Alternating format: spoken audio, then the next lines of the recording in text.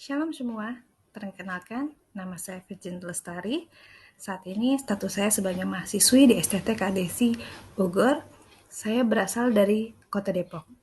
Saya akan mempresentasikan satu pulau yang ada di Indonesia, yaitu Pulau Jawa.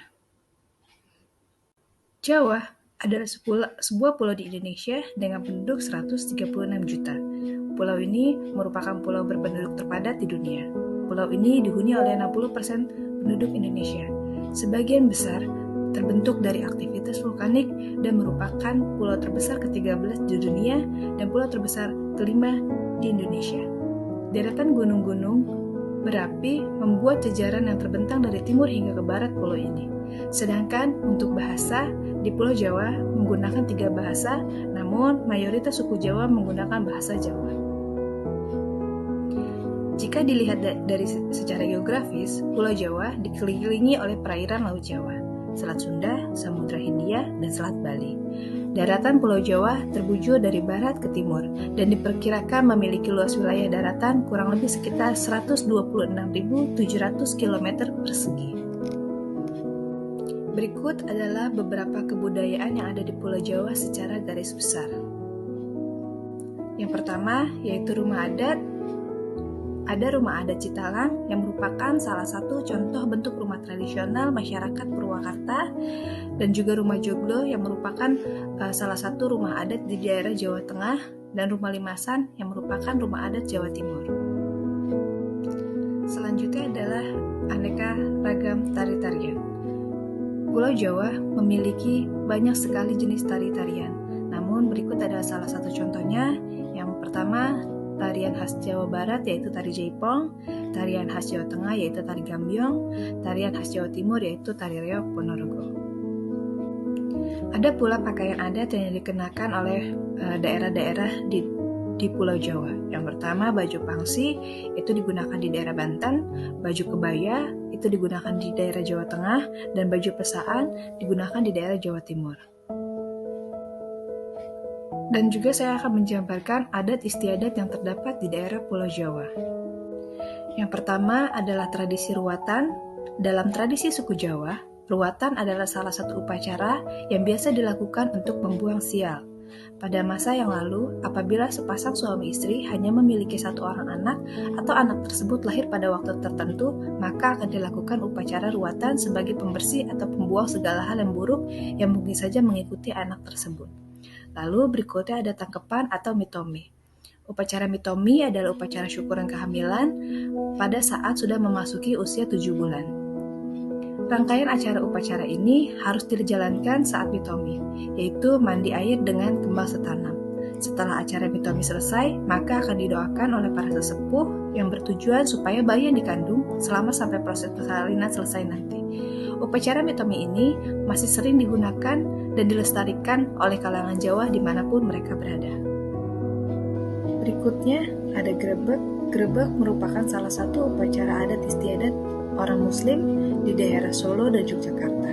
Tujuan upacara ini yaitu sebagai ungkapan rasa syukur masyarakat Jawa kepada kerajaan atas limpahan rahmat dan karunia Tuhan Yang Maha Esa.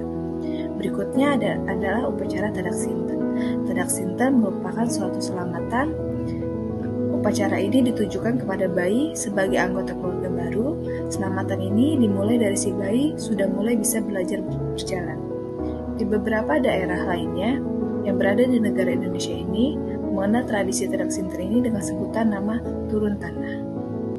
Lalu ada juga pernikahan adat Jawa. Dalam adat Jawa, upacara pernikahan merupakan hal yang cukup sakral dan unik. Ada banyak tahapan yang mereka harus lalui sebelum sampai ke jenjang pernikahan. Ada banyak sekali keunikan pada saat acara nikahan di Jawa, seperti bayar tukon, tukar cincin, meletakkan ayam ketika perjalanan ke proses pernikahan, sungkeman, serah-serahan, baru tepung pengantin laki-laki dan perempuannya. Lalu ada juga midodareni. Prosesi pernikahan adat Jawa selanjutnya setelah siraman adalah upacara malam midodareni. Pada prosesi ini, calon mempelai wanita mengenakan busana polos dan dilarang mengenakan perhiasan apapun kecuali cincin pertunangan. Untuk pengantin pria yang datang ke rumah pengantin wanita di daerah Yogyakarta, pengantin pria mengenakan busana kesatria, yaitu baju surjan, belangko Yogyakarta, kalung karsel, dan mengenakan keris. Lalu, untuk tata cara pernikahan adat Solo, pengantin pria mengenakan busana pangeran, yaitu jas beskap, kalung karset, dan mengenakan keris pula. Berikutnya, upacara kematian. Apabila ada salah satu anggota penduduk Jawa ada yang meninggal dunia, maka ritual adat istiadat Jawa pun tidak akan lepas untuk mengiringinya. Yang dimaksud dengan ritual ini adalah supaya orang yang meninggal dunia tersebut bisa mendapatkan tempat yang terbaik di sisi Tuhan dan di akhirat nantinya. Lalu ada juga upacara wetonan.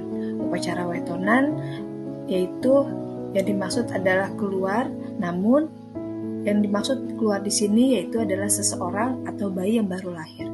Masyarakat Jawa biasanya akan melakukan adat atau upacara ini yang bertujuan sebagai sarana mendoakan agar anak yang dilahirkan diberi panjang umur dan dihindarkan dari mara bahaya dan penyakit dan berbagai macam mara bahaya lainnya. Lalu ada pula upacara kebo-keboan. Karena mayoritas masyarakat Jawa adalah sebagai petani, maka mereka memiliki tradisi dan upacara yang sangat unik, yaitu tradisi kebo-keboan. Tradisi kebo-keboan ini merupakan upacara suku Jawa untuk menolak segala bala dan kegagalan dalam bertani dan pada tanaman yang mereka tanam tersebut. Mereka berharap dengan diadakannya upacara ini, semoga tanaman yang mereka tanam dapat tumbuh dengan baik dan memiliki hasil yang maksimal. Lalu yang berikutnya, mari kita sama-sama melihat sistem kepercayaan yang ada di Pulau Jawa. Indonesia adalah negara yang dianugerahi kekayaan budaya yang tidak ternilai. Indonesia terdiri dari 1.340 suku bangsa dengan 300 kelompok etnik yang memiliki budaya dan bahasanya masing-masing. Orang Jawa adalah orang yang hidup di wilayah sebelah timur Sungai Citanduy dan Cilosari. Nah, tetapi bukan berarti wilayah di sebelah baratnya bukan wilayah Pulau Jawa.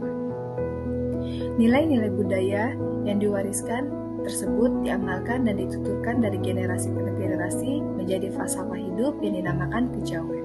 Pada mulanya, kejawen adalah falsafah orang Jawa, akan tetapi dengan berkembangnya zaman dan kedatangan agama-agama asing seperti Hindu, Buddha, Islam, dan Kristen, akhirnya mereka yang secara khusus menjalani ritual kejawen mengelompokkan diri menjadi sebuah aliran kepercayaan yang pada akhirnya pada tanggal 7 November menjadi agama kejawen yang masuk dalam kategori aliran kepercayaan. Nilai-nilai kejawen diturunkan dari generasi ke generasi membangun sebuah tradisi dan nilai-nilai kehidupan orang Jawa. Tujuan hakiki dari kejawen adalah berusaha mendapatkan ilmu sejati untuk mencapai hidup sejati dan berada dalam keadaan harmonis,